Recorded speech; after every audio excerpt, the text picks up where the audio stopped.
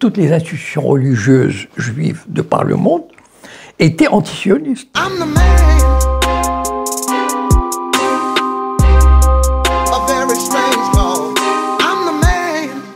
Bonjour, Jacob Cohen. Bonjour. Vous êtes auteur, romancier.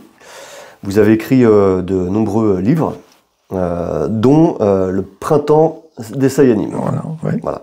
Et c'est pour ça qu'on vous invite aujourd'hui. C'est le sujet de l'émission. Est-ce que vous pouvez nous résumer votre parcours depuis, on va dire, votre adolescence? Où est-ce que vous avez grandi? Quelle a été votre formation? Comment vous êtes devenu, finalement, auteur et romancier? Donc je suis né à Meknès, c'est une ville moyenne au Maroc, dans un ghetto juif qu'on appelait Mella, qui était assez important, presque 20 000 personnes, très traditionnel. C'était en les années 40, je suis né en 44. Donc il y avait la domination française, le protectorat français. Et on était, comment dire, j'ai grandi dans une atmosphère très religieuse, très traditionnelle. On n'avait pas accès ni à la culture française, enfin très peu à la culture française. Les Français habitaient ailleurs, nous on habitait enfermés dans un ghetto, sous l'emprise des rabbins. Et c'est dans cette atmosphère que je me suis engagé dans un mouvement sioniste à l'âge de 16-17 ans, parce qu'il y avait des sionistes qui étaient arrivés au Maroc pour faire partir les Juifs, pour répandre l'idéologie sioniste et faire partir les Juifs. Donc j'ai fait partie de ce mouvement pendant 3-4 ans, et j'ai failli partir en Israël à 20 ans. Je ne suis pas parti, bon, c'est un autre chapitre. Et donc j'ai fait des études de droit et sciences politiques, d'abord au Maroc, puis à Paris, Sciences Po, maîtrise de droit public, et puis j'ai vécu un peu au Canada. J'ai exercé surtout la fonction de traducteur, mais très épisodiquement, voilà. J'étais pas toujours très porté sur le travail régulier, voilà, bon. Et puis j'ai vécu un petit peu en Allemagne. Puis je suis retourné au Maroc en 1978, j'étais maître assistant à la fac, que j'ai quitté définitivement en 87 et je suis arrivé à Paris. Je me suis installé dans des conditions un peu difficiles parce qu'à l'époque, j'avais pas les papiers, donc j'ai eu des problèmes de papiers. J'étais même pendant un moment dans l'illégalité, donc un migrant, un sans-papier. D'accord. Et puis voilà, je m'en suis sorti, bon. Et puis j'ai pas l'idée d'écrire, mais a commencé à germer dans ma tête, plus aussi comme une discipline de vie, discipline intellectuelle, parce que ça m'a permis de traverser des moments très difficiles dans ma vie, et l'écriture m'a beaucoup aidé, voilà. Et en fait, je ne me suis pas posé la question, est-ce que je vais écrire des essais ou des romans? Parce que, en principe, ma formation m'aurait porté vers les essais. Mais j'ai choisi le roman parce que j'aime la littérature, et puis j'ai considéré que le roman donne une atmosphère, explique mieux les choses. Par exemple, mon premier roman, c'était Les Noces du commissaire. J'expliquais comment les hommes d'affaires juifs, il y avait 4 ou 5 businessmen au Maroc juifs, des grands businessmen qui auraient pu devenir des Rockefeller, et qui ont été mis à l'écart par la bourgeoisie marocaine, musulmane, fascie, qui n'admettait pas que des juifs puissent occuper de telles fonctions. Bon. Et je ne me voyais pas un essai, j'avais pas les documents, etc. Mais j'ai recréé, enfin je pense avoir réussi à recréer une atmosphère d'un homme d'affaires juif qui se voit dépouillé petit à petit de ses avoirs. Et il n'était pas dépouillé, enfin on lui payait ses affaires. La question n'est pas là. Mais disons, ce parti qui s'appelait l'Istiklal, le parti de l'indépendance marocaine, a fait en sorte non seulement d'évacuer les hommes d'affaires juifs, mais tous les juifs. Ils voulaient se débarrasser des juifs, voilà. C'est-à-dire qu'ils partent ailleurs, voilà. D'accord. Et donc, voilà, c'est ainsi que je me suis retrouvé en France avec mon premier roman, Les Noces du commissaire, voilà. Vous venez d'évoquer le fait que, pendant votre adolescence, entre vos 15 et 20 ans, il y a des sionistes qui essayaient de se débarrasser ou de faire fuir les juifs du Maroc. Voilà. Il y a donc une différence, il y avait donc une différence entre les sionistes et les juifs. Quelle est cette différence? Qu'est-ce qui fait la différence entre les juifs sionistes et les juifs non sionistes? Alors la différence, elle est énorme. À l'époque, elle était énorme, colossale. C'est-à-dire que quand les sionistes sont arrivés, il faut imaginer une société traditionnelle comme la nôtre, dans les années 40-50, qui voit débarquer de soi-disant de prétendus juifs qui n'avaient rien de juif. C'est-à-dire, d'abord, ils ne respectaient aucune règle juive. Ils avaient ouvert un local qui fonctionnait le Shabbat, qui était une aberration. Enfin, je veux dire, ils mettaient de la musique, ils fumaient, enfin. Et donc les rabbins nous mettaient en garde contre ces mécréants. Et quand j'ai annoncé par exemple à mon père que je pouvais partir avec ces sionistes, il allait devenir fou. C'est comme si je lui disais je me convertis à l'islam ou au christianisme. C'est-à-dire pour lui c'était impossible. Et parce que c'était vraiment des démons. Et d'ailleurs quand mon père est parti en Israël en 68, une des choses qu'il m'a dites en 69 quand je suis allé lui rendre visite, il m'a dit, tu sais Jacob, ce ne sont pas des juifs ici, ce ne sont pas des juifs. C'est-à-dire que pour lui, alors qu'il était analphabète, enfin, un homme pieux, la différence c'est que les sionistes, c'était des gens d'une autre espèce, d'une autre nature. Ils avaient abandonné tout ce qui faisait le sel du juif traditionnel, c'est-à-dire l'éducation, l'étude, le respect, la solidarité, l'humilité.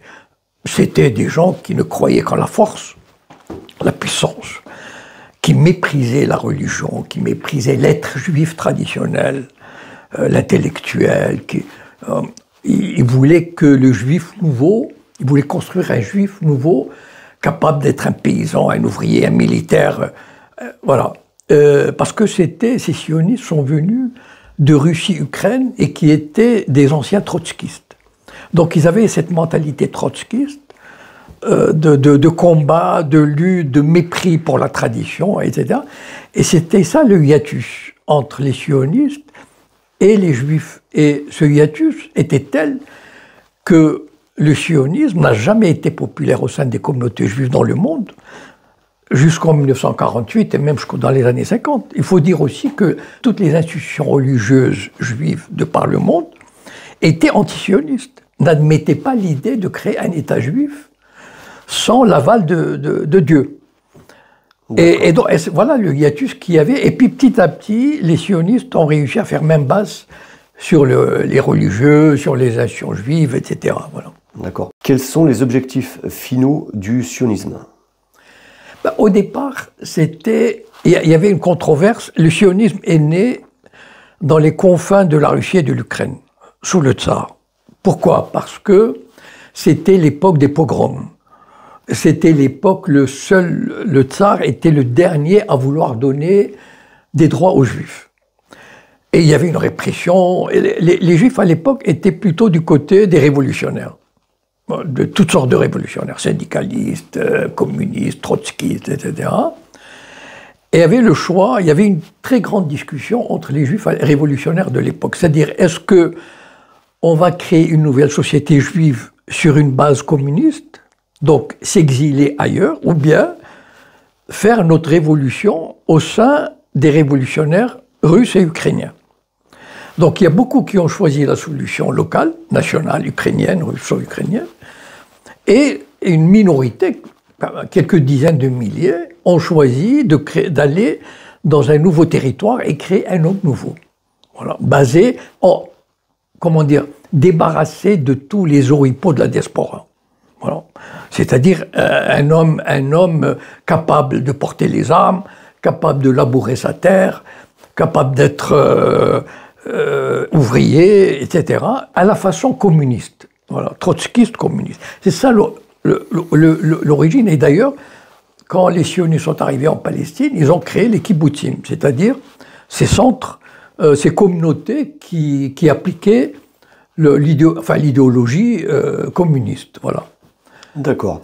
Si vous pouviez définir la diaspora. Oui. Comment vous définiriez ce que c'est? Expliquez-nous ce qu'est la diaspora. La diaspora, ce sont tous les juifs qui vivaient ailleurs qu'en Israël. Enfin, qui est exilé dans les pays étrangers, voilà. C'est-à-dire tous les juifs qui vivaient dans toutes sortes de pays. Voilà, c'est ça, les juifs exilés, si vous voulez. D'accord. Actuellement, on entend parler de Hasbara. Est-ce que vous pouvez nous en dire plus? L'Hasbara en hébreu, ça veut dire expliquer. L'explication, dire donc par extension la propagande. Voilà. Donc voilà, maintenant, cette propagande peut prendre plusieurs formes, c'est-à-dire elle a pris plusieurs formes. Au départ, c'était le sionisme, on a besoin, les sionistes au départ, évidemment, ils faisaient profil bas. C'est-à-dire quand ils sont arrivés en Palestine, on veut un petit bout de terre, on veut vivre en paix, etc. Et puis petit à petit, l'appétit est venu en mangeant, enfin en s'étendant, en se renforçant. Et donc, ils ont voulu leur État. Voilà, ils ont voulu un foyer national qui n'était pas... Vous savez, les sionistes, eux-mêmes, dans le camp sioniste, ils n'étaient pas tous pour un État juif, un État national. Il y avait beaucoup, par exemple, notamment un grand intellectuel qui s'appelait Hadam, qui a même une rue importante à Tel Aviv, et qui disait, dans les années 20 et 30, non, il ne faut pas créer un foyer, un État national, on va créer un foyer culturel. Voilà, une espèce d'épanouissement culturel, etc. Mais finalement, le nationalisme l'a emporté. Et donc à partir des années 30, on se dirigeait vers un État juif, à caractère juif, ça veut dire les Arabes étaient déjà exclus. Et d'ailleurs, l'idéologie sioniste, dès le départ, qui était universelle, pour l'union des prolétaires, etc., avait déjà exclu les Arabes. C'est-à-dire, il y avait cette notion de pureté ethnique, qui n'était pas basée sur la religion, qui n'avait rien à voir avec la religion, mais uniquement parce qu'on voulait créer une société juive sans les étrangers, sans les Palestiniens, sans les Arabes. Et cette idée s'est tellement implantée que dès les années 30, on commençait déjà à dire que lorsqu'il y aura un État juif, il faudra se débarrasser des Arabes, physiquement parlant. C'est-à-dire, il faut les chasser, on ne peut pas les intégrer, etc. Et donc déjà, cette idée de pureté ethnique, de nettoyage ethnique, était déjà à l'œuvre dès les années 30, dans les écrits, etc. Et quand ils ont eu cette possibilité, ils l'ont réalisé. Voilà. Et ils ont continué à le réaliser. Et c'est ce qu'on voit aujourd'hui d'ailleurs. C'est la poursuite de cette idéologie. Il y a un ministère de la Hasbara? Non. D'accord. Non, parce que la propagande, si vous voulez, elle se fait d'abord par le ministère des Affaires étrangères, par les ambassades, par les communautés juives à travers le monde et par les Sayanim, lorsqu'on aura l'occasion d'en parler. Monsieur Cohen, oui. Comment le sionisme réussit aujourd'hui, en France, et depuis quelques décennies, à vendre sa cause? Alors d'abord, en se présentant, dès les années 50, il s'est présenté comme le petit peuple désespéré, rescapé de la Shoah, qui ne demande rien que de vivre en paix sur cette terre, sur un bout de terre, vraiment. Il ne cherche rien d'autre. C'est une société libre, égalitaire, dynamique, socialiste, il n'y a pas de riches. Et c'est vrai, enfin, bon, tout ça était vrai. Et voilà, c'était probablement l'un des plus grands pays sociaux de l'époque, des années 50.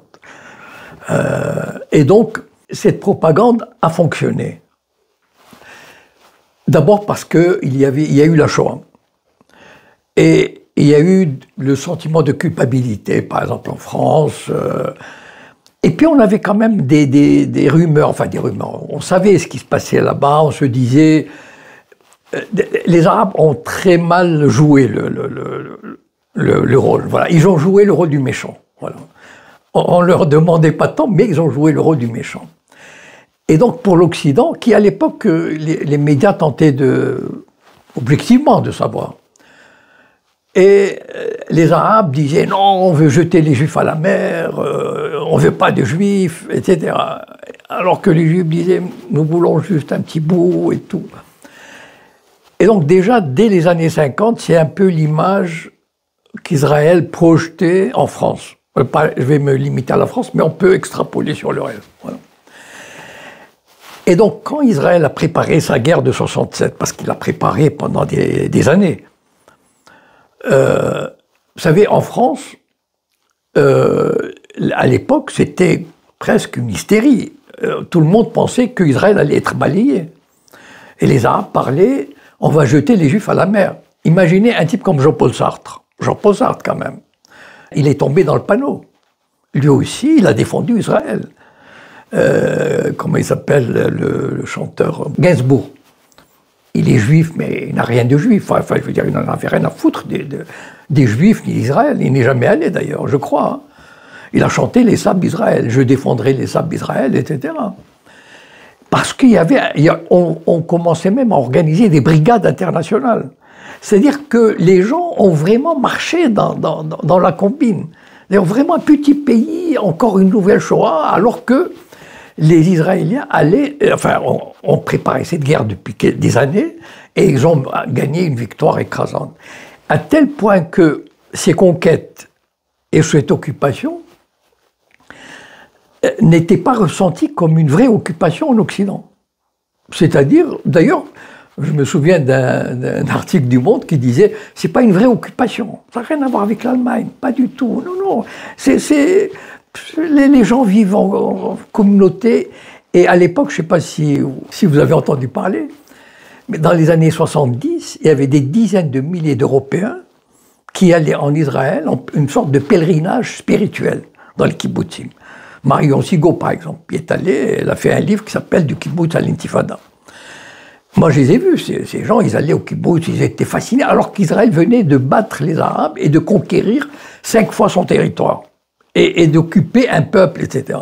Et donc, ça, c'était... Et puis, il y a eu le film Exodus, qui a formaté une génération d'Occidentaux. Fantastique film, avec Paul Newman.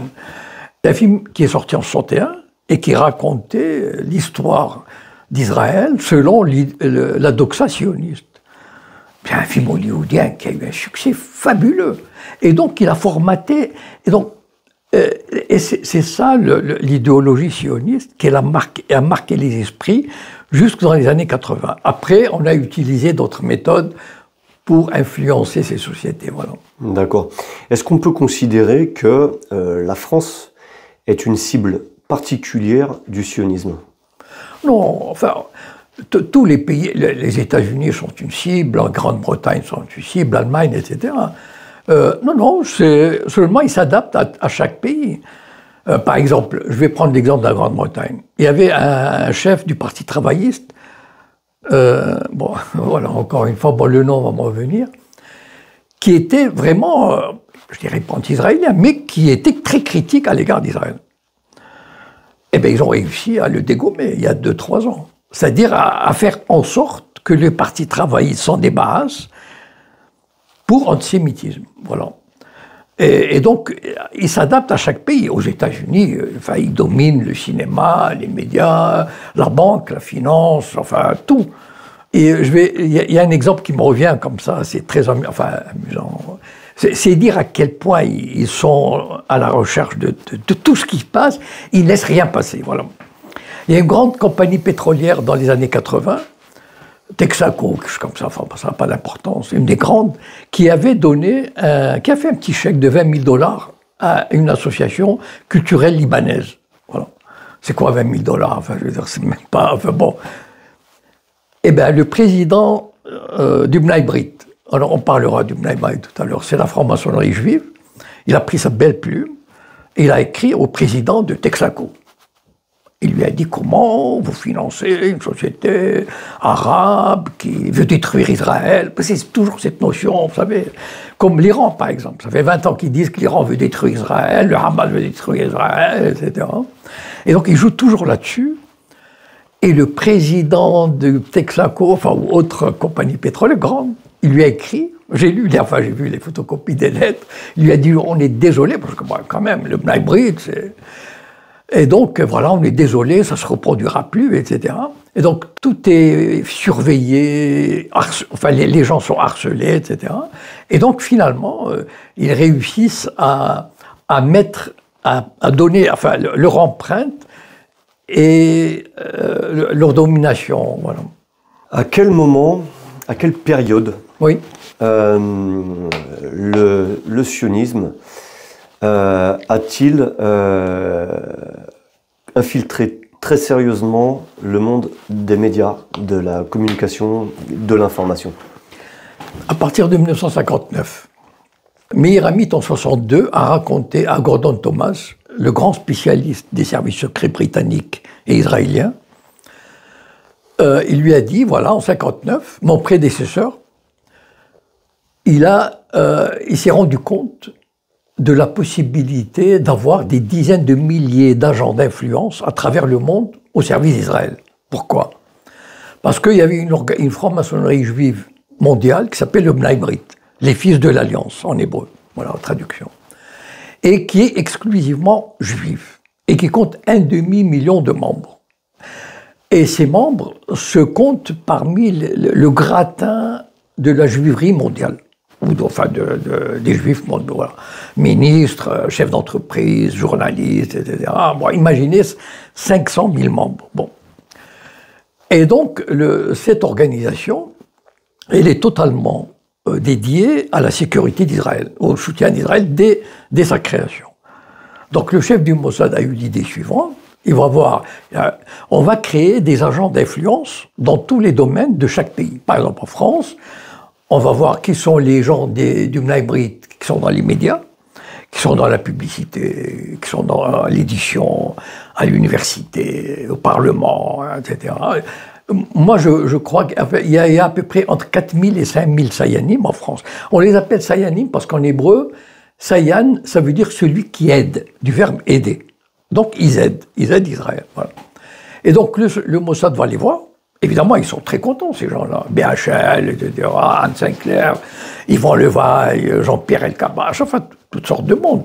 Bleustein-Blanchet de Publicis, les éditeurs. Imaginez 4000 à 5000 personnes. Bon, voilà. Donc, ils vont les voir, ils lui disent, voilà, est-ce que vous pouvez nous aider? Mais bien sûr, mais avec plaisir et tout. Et donc, ils servent d'agents d'influence. Parfois, par exemple, ils servent comme agents d'information. Lorsque l'Irak, par exemple, a envoyé des dizaines de techniciens en nucléaire se former à Saclay, le Mossad savait qu'il y avait ces techniciens irakiens. Un service secret normal aurait eu besoin de plusieurs semaines pour les filer, etc. Le Mossad, pas besoin. Il a ses Sayanim à Saclay. Donc il lui dit, vous nous apportez les dossiers, etc. Il les photocopie, il les remet. Et à ce moment-là, ils peuvent facilement agir sur eux. Et il y a un auteur qui s'appelle Victor Ostrovsky, qui était un ancien officier du Mossad, qui a démissionné en 82 ou 83. Il a écrit un livre qui a été publié au Canada, parce qu'il s'était réfugié au Canada, et il raconte cette histoire en détail. Et donc, voilà, par exemple, ils ont des Sayanim à Saclay, partout, et donc ça les a aidés à pister ces ingénieurs et à remonter jusqu'au leur chef, qui devait venir à Paris incognito. Ils savaient dans quel hôtel ils descendaient. Ils ont envoyé 2 agents. Lorsque le président du programme nucléaire irakien a ouvert la porte, ils l'ont tué, c'est tout. Et donc, voilà, les Sayanim, ils servent soit comme agents d'influence, d'information. Mettons par exemple les beepers. On a parlé des beepers du Hezbollah. Bon, on a dit que le Mossad a créé, on a créé une société privée, mais pour le Mossad, c'est très facile. C'est-à-dire, il a des Sayanim dans les chambres de commerce, dans les banques commerciales, dans les services financiers. Donc il leur dit, aidez-nous à monter une société, par exemple, basée dans tel pays, de téléphonie. Eh bien, ils se mettent en mouvement et au bout ils font tout le nécessaire, ils leur créent cette société-là. Donc voilà, les Sayanim sont dans tous les domaines, du cinéma par exemple. On va faire des films, la télévision, la banque, par exemple, un exemple de la banque, le numéro 2 de la Réserve fédérale, dans les débuts des années 2000, c'était un juif, et bien probablement un Sayan, qui est devenu directeur de la Banque d'Israël. Donc vous imaginez tous les renseignements qu'il a pu donner, etc. Voilà le système des Sayanim que le Mossad utilise pour pénétrer, contrôler, influencer tout ce qui est important dans les sociétés occidentales. Voilà. Vous évoquez le milieu du cinéma. Oui. Vous dites que les Sayanim ont infiltré le milieu du cinéma. Oui. En ce moment, il y a une affaire qui ressort dans les médias, celle de la présidence du comité de surveillance d'Arte France. D'accord. Il y a un conflit d'intérêts avec le CNC. D'accord. Est-ce que vous pouvez nous en parler? Alors, voilà. Le cinéma français, il est financé par l'État, n'est-ce pas? Le CNC, bon, qui a des avances sur recettes. Qui a présidé la commission qui donnait les avances sur recettes? Bernard-Henri Lévy, pendant 20 ans. Ou plus, je ne sais pas. C'est-à-dire que quand il y a un film qui ne lui plaisait pas, par exemple, quand Dieudonné, prenons un exemple concret, Dieudonné a voulu faire un film, même avant son sketch. Il était quelqu'un de très bien, avec Elie Semoun, etc. Mais il a voulu faire un film sur l'esclavage en Afrique. Voilà, bon, enfin, qui traite de l'esclavage, etc. Il envoie son dossier au CNC, BHL le regarde, il dit non. Pourquoi il dit non? Parce que c'est la concurrence victimaire. C'est-à-dire qu'on va avoir des victimes ailleurs que les Juifs, que la Shoah, pas question. Donc il lui a dit non. Donc voilà comment on filtre, voilà comment le cinéma sert. Ça, c'est les exemples que je connais. Mais quand BHL a quitté son poste, je crois qu'il l'a quitté il y a quelques années, il l'a donné à quelqu'un de, j'ai oublié le nom, à quelqu'un de fiable, entre guillemets, c'est-à-dire qui fait bien le travail, voilà. Donc qui contrôle, voilà. Maintenant, après, il y a souvent, par exemple, vous ne verrez jamais un film en français financé par la France qui soit critique vis-à-vis d'Israël, par exemple, ou bien qui fait l'apologie des Palestiniens, ou qui est une tendance pro-arabe. Par contre, sur le Mossad, il n'y a pas de souci. Yvan Attal, par exemple, qui probablement est un Sayan, certainement, enfin, parce qu'il ne se déclare pas. Mais Yvan Attal, il fait des films sur le Mossad, etc. Darmon, c'est probablement un Sayan.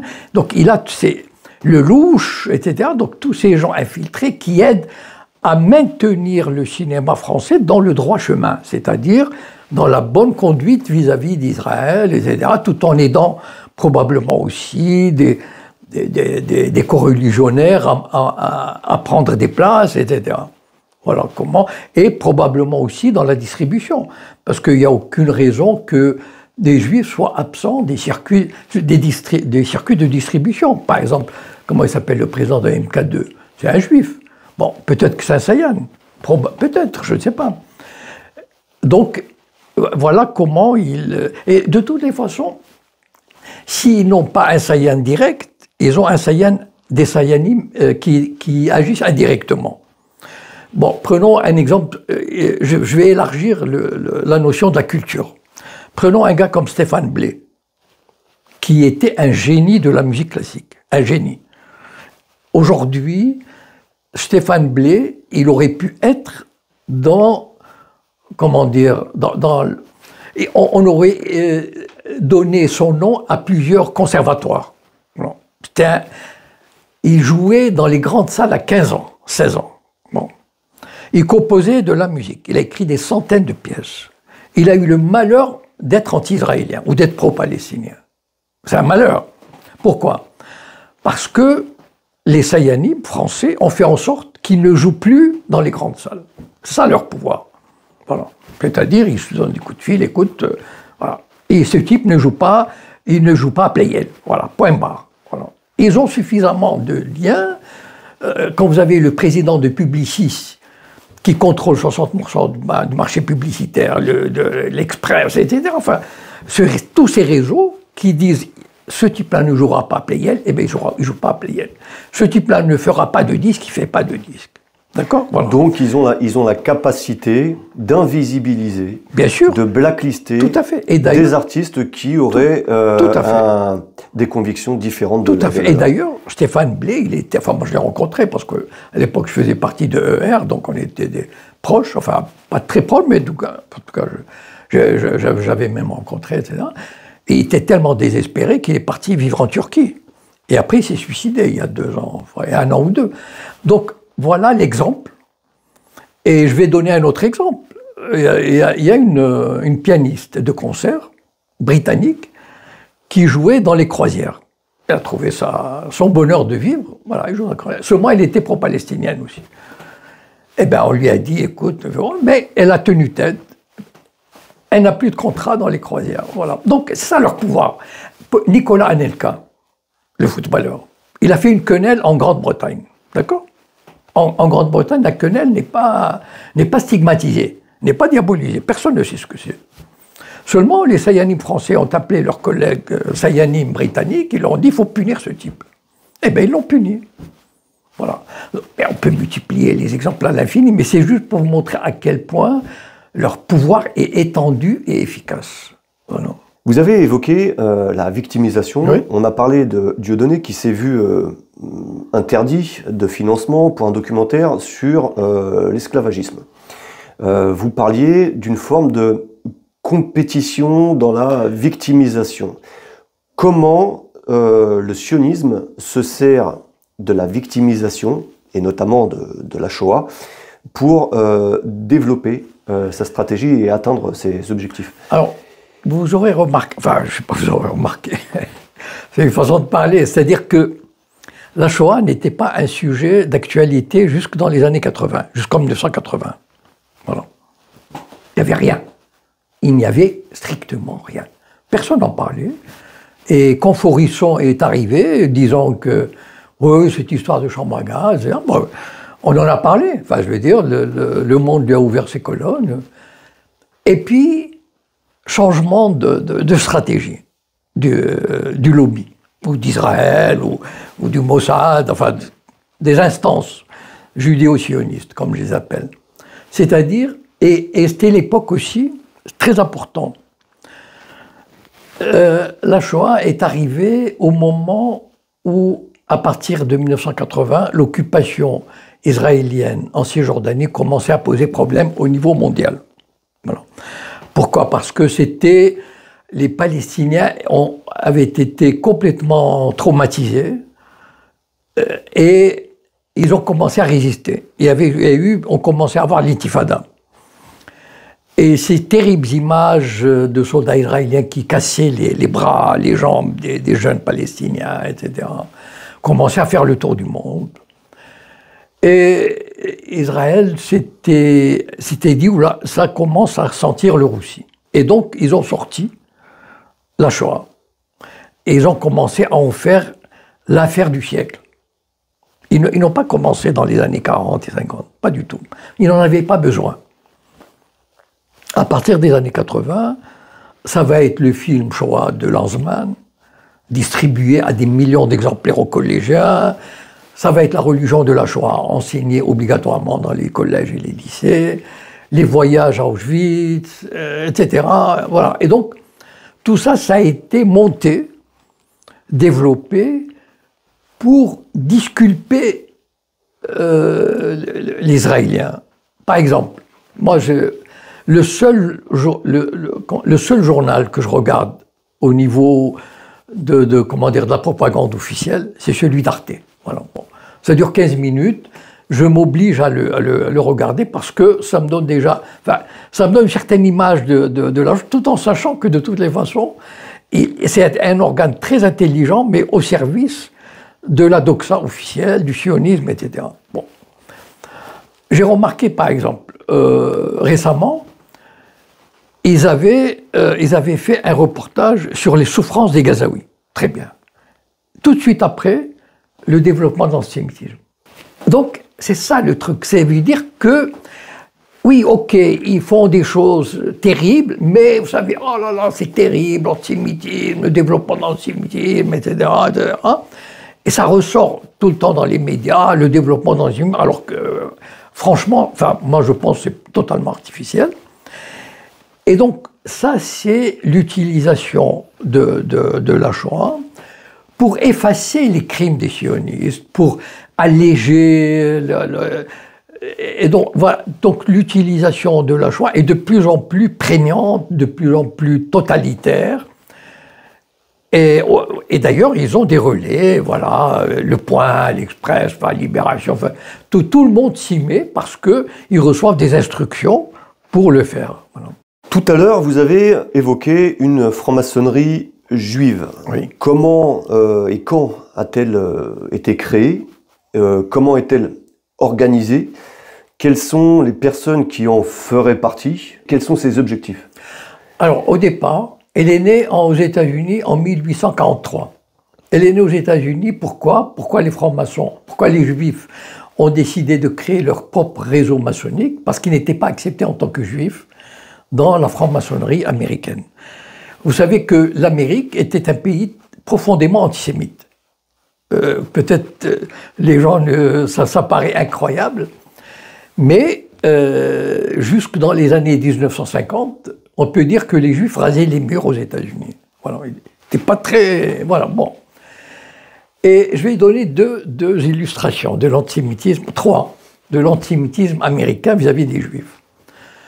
Le premier, c'est que il y avait, vous savez, il y a 5 grandes universités américaines qu'on appelle, qui appartiennent à l'Ivy League. Ça veut dire la Ligue de l'Hyères, enfin bon. C'est-à-dire Harvard, Stanford, enfin bon, il y a 5, bon. Jusque dans les années 50, le nombre des Juifs était limité à 3 ou 4%. Ils ne voulaient pas qu'il y ait trop de Juifs. Voilà. Et les Juifs avaient accès. C'était quelque chose qui n'était pas officiel, mais qui était admis. Voilà. Deuxième exemple, Simenon, Georges Simenon, le grand écrivain, il a raconté ça, je l'ai lu moi-même, je peux même citer la référence. Il racontait l'histoire suivante. Il était à New York en 1935, et il y a un metteur en scène juif, juif, qui lui dit, écoute, tu sais, j'ai besoin d'une suite dans le Waldorf. J'arrive pas à la voir. Est-ce que tu connais le patron? Est-ce que tu peux... Oui, bien sûr, il n'y a pas de souci. Donc il lui en parle et il obtient la suite. Et 2 jours après, le patron de l'hôtel, il vient voir Simenon et lui dit, écoutez, vous m'avez mis dans une situation embarrassante. Pourquoi? C'est un juif. Notre hôtel ne loue pas aux juifs. Voilà.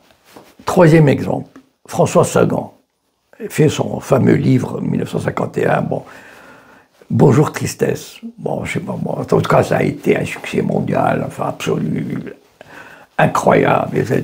Donc 18 ans, elle part aux États-Unis.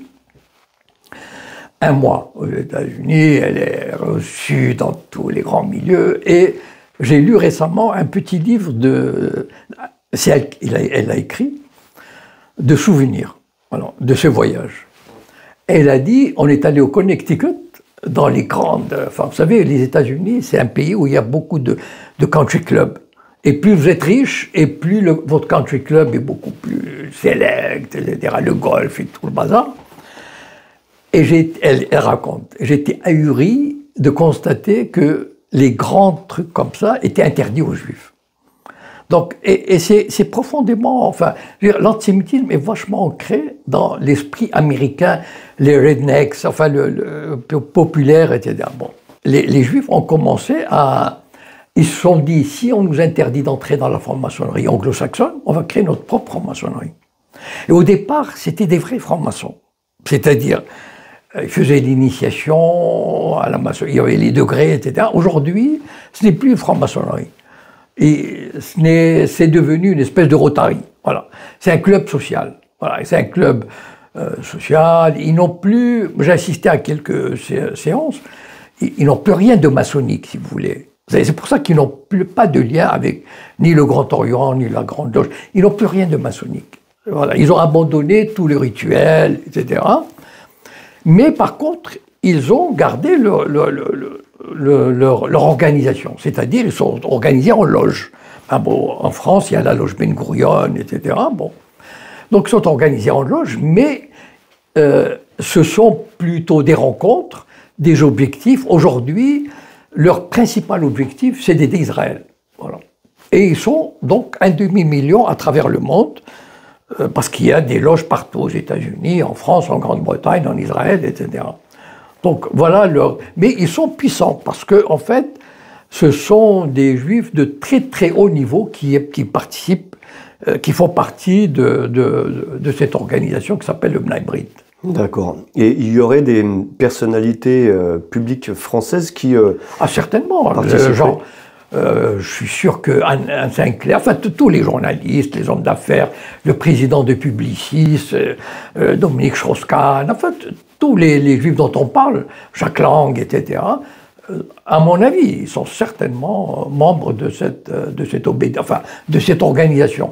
Je n'ose plus dire obédience parce que c'est plus une organisation sociale ou ethniques, enfin pas religieuses, parce que la plupart ne sont pas religieux d'ailleurs. Ils sont laïcs. D'accord. Et donc, dans cette loge du Grand Orient de France judéo-sioniste, il y aurait quelle personnalité connue aujourd'hui et active aujourd'hui? Alors, ils ne sont pas connus pour le commun des mortels, enfin, c'est-à-dire ceux qui ne s'intéressent pas. Moi, quand j'ai été approché, j'étais franc-maçon à l'époque, en 2002, et je connaissais 2 ou 3 personnes du Bnei Brit, voilà, que je fréquentais, que je croisais dans mes voyages, ce qu'on appelle voyages, c'est-à-dire j'allais dans des loges, etc. En particulier, j'avais connu une femme qui était du Bnei Brit, elle m'a dit, voilà, je suis aussi au Bnei Brit, une juive, très bourgeoise, etc. Et donc c'est elle qui m'a mis au courant qu'il allait y avoir une loge judéo-sioniste qui allait être créée au sein du Grand Orient de France. Et la plupart de ceux qui l'ont créée étaient des gens connus dans le monde juif, c'est-à-dire ils passaient dans les médias. Donc c'était des gens du Bnei Brit, mais qui passaient dans les médias juifs. Bon, je ne me souviens pas des noms, il y avait un dentiste qui faisait beaucoup de voyages en Israël, etc. Voilà. Et donc ils m'ont contacté, ils m'ont dit voilà, on va lancer cette loge. Et donc je suis allé à l'inauguration de la loge, elle s'est passée dans le grand temple de la rue Cadet. Et donc j'ai participé à quelques-uns de leurs travaux. Et donc c'est une loge essentiellement juive, ce qui est contraire au principe du Grand Orient de France, parce qu'on ne crée pas une loge sur la base d'une religion, d'une origine ethnique. Le Grand Orient, en principe, est ouvert à tout le monde. Voilà. Mais sauf ceux qui ont intégré, enfin qui ont été au Front National. Voilà. Bon. Mais sinon, il n'y a aucune discrimination sur la base de la religion, etc. Mais eux, ils ont trouvé un système, c'est-à-dire, ils me l'ont dit d'ailleurs, parce qu'entre juifs, on se dit, donc ils m'ont dit, voilà, on va créer une loge pour aider Israël.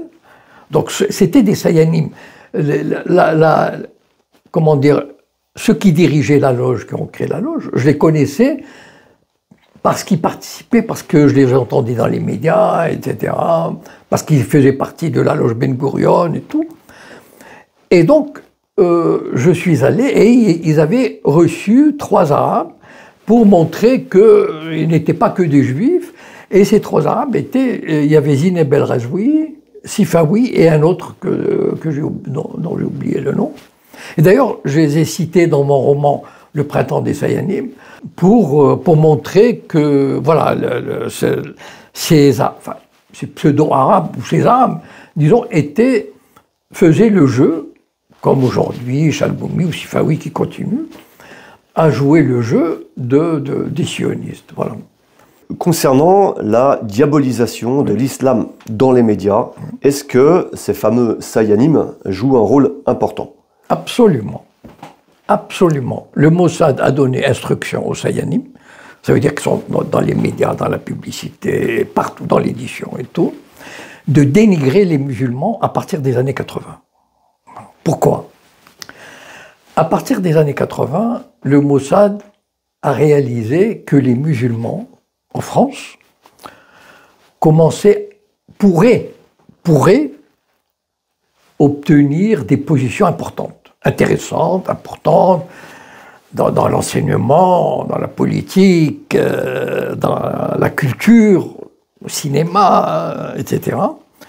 Et donc, il fallait les arrêter. Ça veut dire qu'il fallait les... Vous savez, quand il y avait le communisme, on utilisait le terme anglais qui s'appelle le containment. Contenir le communisme dans le monde. Eh bien, il fallait les contenir. Qu'est-ce qui s'est passé? Il y a eu un événement en 1983 qu'on appelait la Marche des Beurs, qui a mobilisé entre 50 000 et 100 000 beurs à l'époque, et qui disait à la République, regardez-nous, nous voulons nous engager dans la République. Nous voulons participer à la République. Nous sommes laïcs. On ne porte pas de voile. On n'est pas religieux. Nous voulons devenir des citoyens à part entière. Et là, le signal d'alarme a fonctionné dans l'esprit des sionistes. Oula, danger. Pourquoi?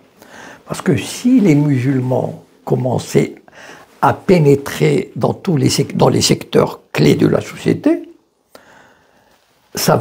il va y avoir une espèce de transfert.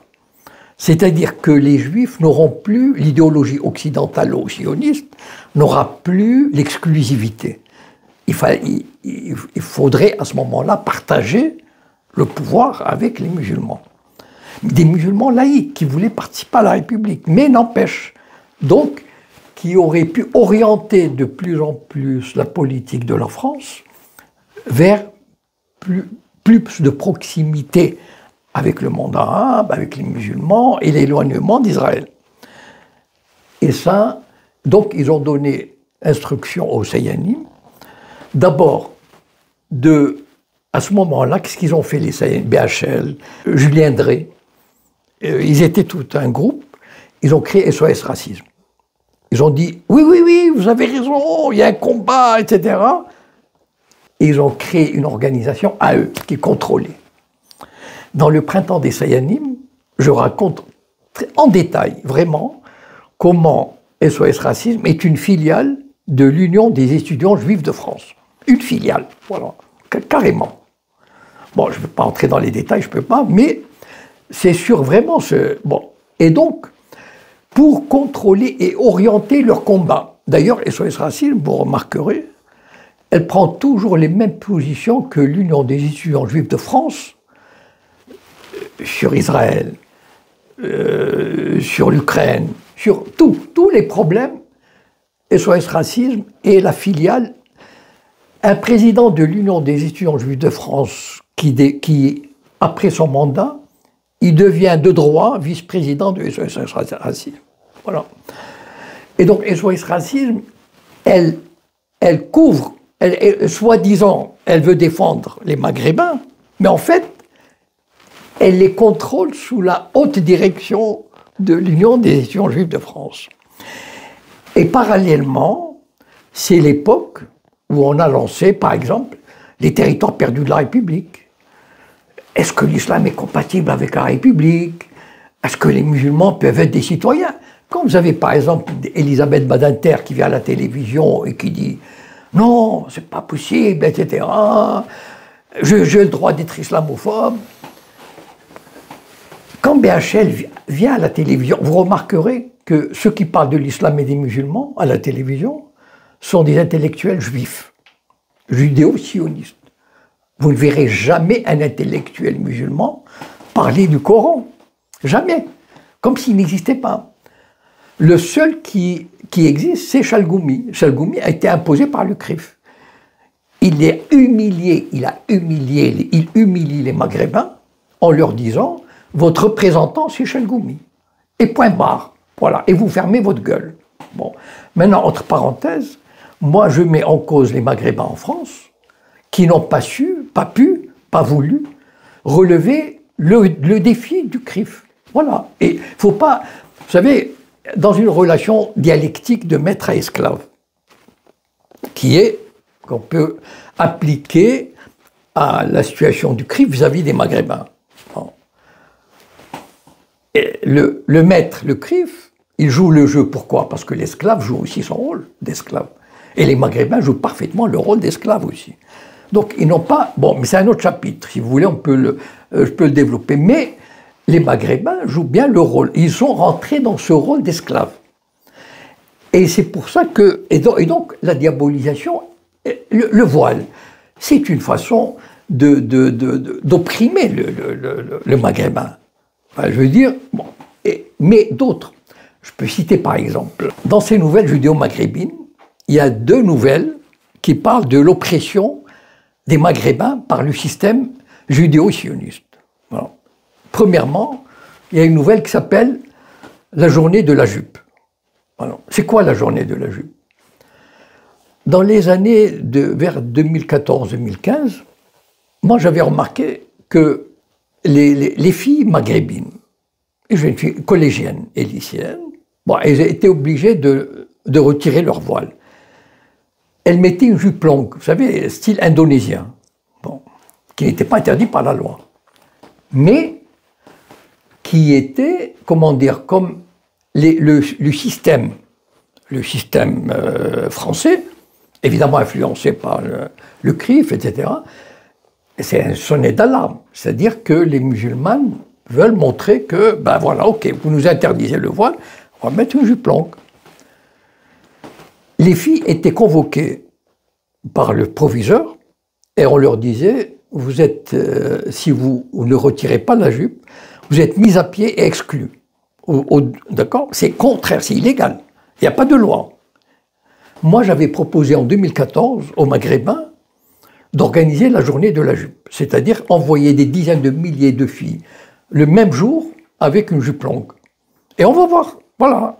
Mais ils n'ont jamais fait, bon, je ne vais pas rentrer dans les détails, voilà. C'est pour ça que je dis les Maghrébins, bon, ils n'ont pas offert une résistance à toute épreuve. Bon, donc, voilà. Et donc, ou bien, il y a une autre nouvelle qui s'appelle le Hassan Imazigen, comment dire, la victime parfaite, quelque chose comme ça. C'est-à-dire, vous savez qu'il y a 2 ou 3 ans, le gouvernement français a déporté, il n'y a pas d'autre mot, a déporté un imam né en France, qui a des enfants français, de petits-enfants français, pour avoir dit des paroles, 10 ou 20 ans auparavant, qui n'ont jamais été condamnés. Voilà.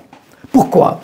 Et donc, j'ai écrit une nouvelle pour montrer comment l'Union des étudiants juifs de France poursuit, persécute tout maghrébin qui pourrait avoir une influence positive sur les enfants, par exemple, leur donner des cours, etc. Donc, comment il lui cherche noise pour le persécuter.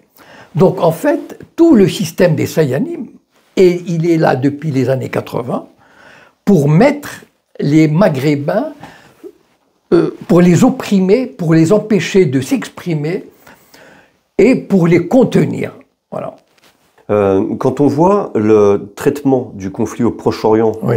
Aujourd'hui par l'ensemble des médias, qui donnent beaucoup plus facilement et beaucoup plus largement la parole à des colonels, oui. Quand on voit que les journalistes n'ont pas accès à oui. la bande de Gaza, c'est-à-dire qu'ils ne peuvent pas rentrer dans Gaza pour filmer et être témoins et nous informer de ce qui s'y passe, on se rend compte que les médias sont partie prenante, parti pris pour la démarche israélienne. Oui. Dans le temps, est-ce que vous pensez qu'à un moment ou à un autre, les médias devront rendre des comptes? Je vois mal comment ça pourrait arriver. Voilà. Pourquoi? Parce que il y a un système, à moins de bouleverser le système. C'est-à-dire, est-ce que d'abord les gouvernements, est-ce qu'ils changeront? Je ne sais pas, j'en doute, mais les médias sont les alliés des gouvernements, sont les alliés des réseaux sociaux, c'est tout un ensemble. Et donc, ils tiennent une ligne. Alors, ils ont intérêt à ce que cette ligne... Voilà. Donc, pour qu'il y ait un changement, il faut qu'il y ait un bouleversement. Un bouleversement au niveau gouvernemental.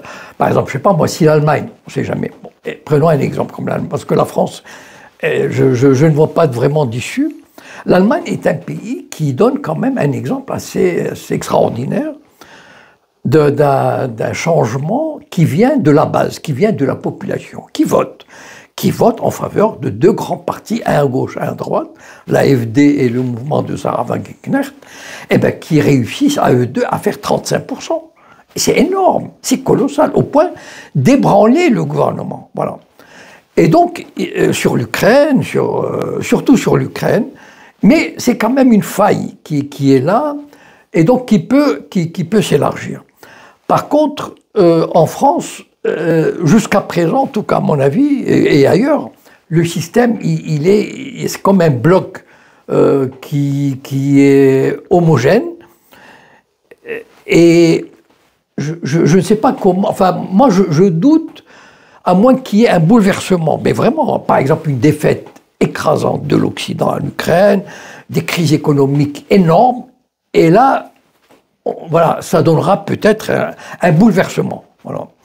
Mais sans ce bouleversement, je ne vois pas comment les gouvernements actuels pourraient changer d'eux-mêmes. C'est-à-dire que les médias ne sont que l'expression d'un gouvernement, en fait. Voilà, donc les médias ne vont pas changer comme ça. Les médias, vous savez, si demain on leur dit bon, il faut tourner kazakh, ils vont tourner kazakh. Mais il faut quand même que les gens leur disent de tourner kazakh, voilà. D'accord. J'imagine que dans votre carrière, vous avez rencontré des personnalités publiques avec qui vous avez lié plus ou moins amitié.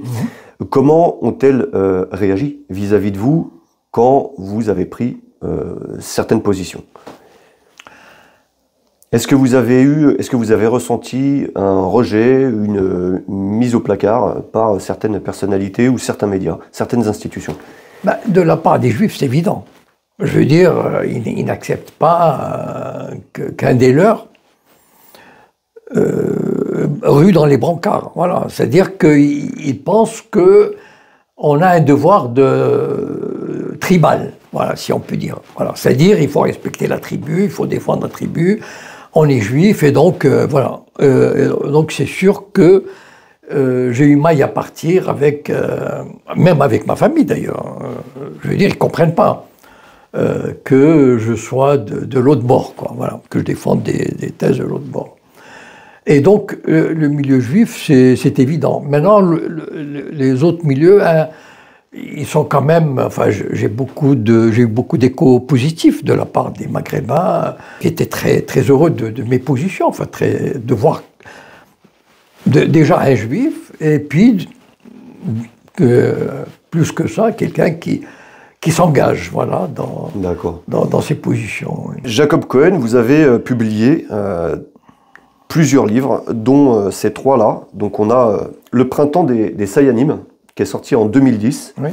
Est-ce que vous pouvez nous résumer l'histoire de ce livre? C'est l'histoire d'un Maghrébin de 35 ans qui entre en maçonnerie au Grand Orient et qui découvre la loge judéo-sioniste au sein du Grand Orient, et il veut engager le fer avec elle. Et il se dit, bon, très bien, j'accepte le combat, sauf que moi, ça me donne la possibilité d'élargir le spectre de l'étude, c'est-à-dire, c'est quoi un Sayan, comment ils sont recrutés, donc je tombe sur l'Union des étudiants juifs de France, SOS Racisme, etc. Et comment ce Maghrébin qui est un franc-maçon honnête, enfin je veux dire, il a envie d'exercer honnêtement, il va être en but au Sayanim, et finalement il va avoir des problèmes parce qu'il va se heurter à leur pouvoir. D'accord. Ensuite, en 2023, oui, vous avez publié Les Nouvelles judéo-maghrébines. Voilà. Donc ce sont 7 nouvelles dont j'ai parlé de La journée de la jupe et Hassan Imazigen. Les autres sont... Enfin bon, il y a par exemple une évocation de mon oncle qui était menuisier dans les années 50, qui était un juif du Mellah, quasiment analphabète, et qui avait réussi, je sais pas, il avait de l'ambition, une espèce d'ambition folle, et il était menuisier, il a loué un garage chez un colon, le vrai colon français du protectorat, gros, tout rose, avec grande maison, etc. Et qui était fasciné, qui avait le complexe de colonisé, si vous voulez. C'est-à-dire qu'il a été fasciné par cette atmosphère. Je raconte un peu l'atmosphère de cette époque, c'est-à-dire il gagnait beaucoup d'argent, parce que les Français payaient bien, mais il les dépensait, il se faisait plumer dans le seul tripot du Mellah, c'est-à-dire où les jeux de cartes étaient permis le dimanche, et il se faisait plumer, voilà. Donc je racontais un peu l'évocation de son histoire. Bon, il y avait et puis il y a aussi le complexe du colonisé, c'est-à-dire il y a une nouvelle qui s'appelle le complexe du colonisé. C'est un jeune maghrébin qui s'appelle Mohamed, qui est étudiant en Sciences Po et qui est envoyé en stage à Valeurs Actuelles. Voilà. Et donc c'est un peu, voilà, bon. Voilà, c'est des nouvelles comme ça. Bon. D'accord. Avant d'évoquer votre dernière sortie, on va évoquer aussi ce livre qui est sorti en 2024, hein, si oui, je ne me trompe pas. Oui, le prof de philo avait la baraka. Voilà. Donc c'est un prof de philo qui est au lycée Voltaire et qui, voilà, il a 50 ans à peu près et qui s'oppose au délire du Covid et le reste. Et donc c'est un peu comment il enseigne sa classe. les bâtons dans les roues qu'on va lui mettre, etc. Voilà. D'accord. Et là, vous venez de publier un dernier roman. Voilà, le dernier roman s'appelle La 26e tribu. Sur la couverture, il y a 4 lettres hébraïques qui veulent dire Yahvé, et qui dans la numérologie hébraïque veulent dire 26, qui est un chiffre très symbolique, très important symboliquement, dans la tradition juive.